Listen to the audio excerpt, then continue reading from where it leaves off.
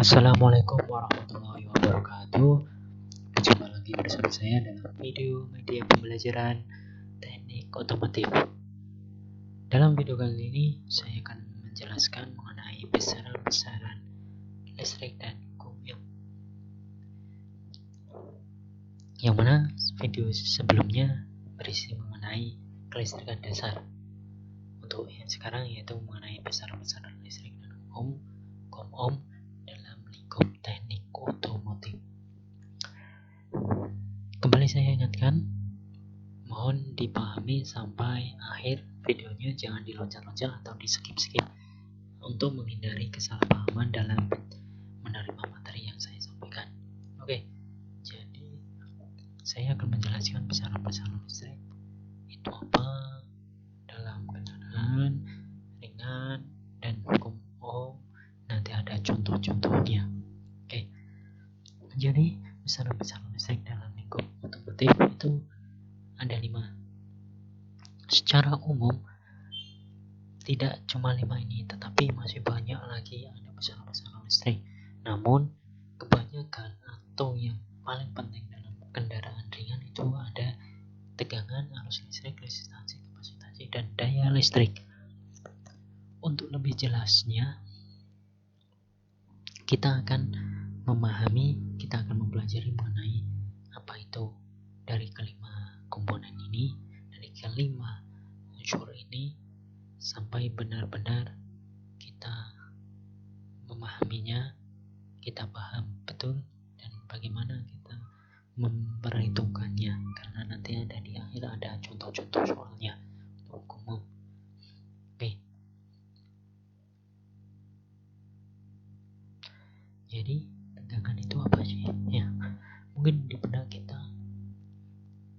berpikir, wah, ternyata listrik itu bertegangan tinggi, tegangannya sekian volt, dan di kendaraan dengan spesifikasi ada baterainya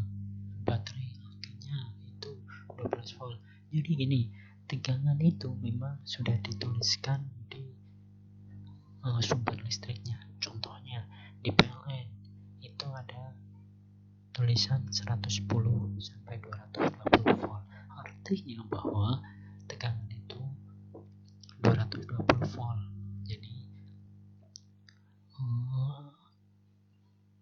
Jadi 220 volt itu besarnya. Kalau untuk aki baterai di kendaraan itu 12 volt. Ada tulisan 12V atau 12 volt. Itu berarti tegangan baterai itu 12 volt. Ada yang 6 volt, ada yang 9 volt, dan seterusnya. Bahkan ada yang 1,5 volt dan seterusnya. Itu jadi tegangan. Jadi tegangan itu apa sih? Kalau di benak kita, bahwa tegangan itu apa sih? Oke, kita akan jawab bahwa tegangan itu adalah suatu gaya potensial atau perbedaan muatan listrik pada dua tempat yang berbeda. Jadi, suatu gaya potensial atau perbedaan muatan listrik pada dua tempat yang berbeda. Contohnya, dalam batu baterai yang sebelumnya dalam kelistrikan dasar kita pelajari sedikit, itu jadi ada perbedaan muatan listrik dua tempat. Jadi misal baterai di kutub positif dan kutub negatif ada perbedaannya, sehingga disitulah adanya tegangan. Kalau tidak ada perbedaan beda potensial atau gaya potensial muatan listrik, berarti tidak ada tegangan. Itu jadi sekali lagi, tegangan adalah gaya potensial atau perbedaan muatan listrik pada dua tempat yang berbeda. Jadi begitu. Oke, kita tentang satuan pada tegangan. Jadi tegangan itu satuannya adalah V.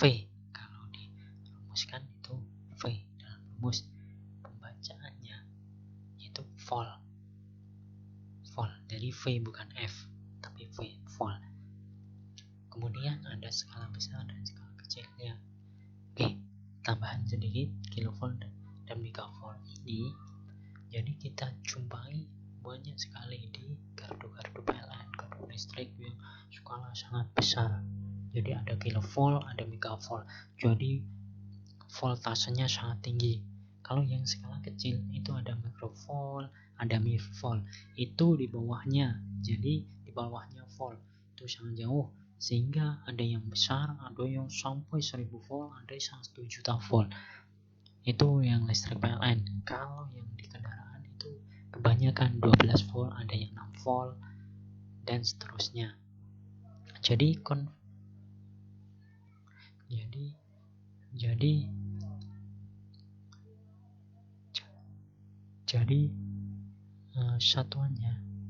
satuannya konversi, contohnya 1 volt kalau dalam skala besar dalam kilovolt menjadi 1000, kalau megavolt menjadi 1 juta. Sedangkan dalam skala kecil itu mikrovolt jadi 0,00001 atau 0 diberikan ada 5. Kalau yang millivolt 0,001. Jadi itu sudah menjadi ketetapannya. Oke. Setelah itu kita mempelajari mengenai arus listrik. Jadi apa sih arus listrik? Tadi ada tegangan, sekarang arus listrik. Apa bedanya sih? Nah, jadi gini, arus listrik itu laju aliran muatan positif menuju daerah yang bermuatan negatif melalui suatu penghantar. Nah, kalau ini alirannya, jadi bukan bedanya. Nah, kalau arus listrik ini laju alirannya, sehingga dari yang tinggi ke yang rendah, positif ke negatif. Jadi begitu arus listrik itu begitu. Jadi bedanya dengan tegangan beda potensial. Kalau arus listrik yaitu laju aliran muatan positif ke negatif. Oke, kita lanjut. Dalam satuan arus. Satuan arus itu simbolnya A. Ada skala besar, ada skala kecil masih sama. Jadi kiloampere, megaambere, mikroampere, dan miliampere. Jadi konversinya sama dengan voltase atau tegangan. Jadi ada 1, 1000, 1 juta, 0,001, 0,001. Jadi bisa dilihat pada layar si teman-teman. Oke, jadi satuannya seperti itu. Memang sudah ketetapannya atau perkalian itu kiloampere dikali 1000, miliampere dikali 1 juta dan seterusnya. Oke, kemudian sekarang resistansi. Kalau sekarang ini resistansi. Apa sih resistansi itu? Resistansi adalah atau tahanan. Jadi ada yang menyebutnya resistor, ada yang menyebutnya hambatan. Tahanan itu sama saja. Jadi resistansi adalah tahanan dari suatu atau sebuah bahan konduktor untuk menghambat aliran arus listrik. Jadi resistansi itu fungsinya untuk menghambat aliran arus listrik. Jadi misal ada arus listrik yang sangat besar, resistansi akan bekerja untuk menghambatnya, untuk memperkecil aliran arus listrik. Jadi resistansi itu memang untuk menghambat dan menguranginya. Jadi begitu. Jadi tidak serta-merta arus listrik yang besar dengan resistor masih sama, tidak. Tetapi untuk menghambat aliran arus listrik. Fungsinya sangat banyak dalam elektronika, dalam kendaraan, bahkan banyak sekali. Pasti menggunakan resistansi atau resistor. Namanya gandanya resistor. Ada yang menyebutnya resistor. Kalau hambatannya ada yang menyebutnya resistansi, itu istilahnya. Jadi seperti itu, resistansi itu sangat penting dalam rangkaian kelistrikan. Oke, tambahan. Untuk yang tadi, simbol dalam rumus arus itu I dan satuannya ampere. Kalau sedangkan resistansi ini, jadi simbolnya R dan satuannya ohm. Jadi perlu diingat bahwa seperti ini simbol-simbol dalam arus dan resistansi. Oke, kita lanjutkan di resistansi dan satuannya. Masih sama resistansi, voltase, tegangan, dan kuat arus atau arus listrik itu sama. Jadi simbolnya ohm seperti gambar di layar teman-teman. Untuk skala besarnya kilo ohm, mega ohm, skala kecil mega ohm dan mili ohm. Jadi masih dikali 1000 dan dibagi 1000 dan seterusnya. Oke, Mungkin cukup paham tentang satuannya teman-teman. Untuk yang sekarang ini daya listrik. Apa sih daya listrik?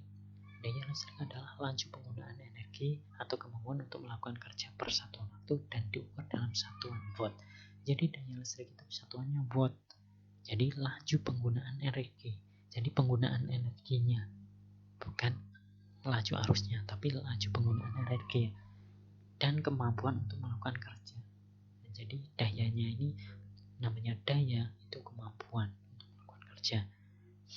Nah, tambahan ini untuk rumusnya yaitu P sama dengan V kali I. Apa sih P?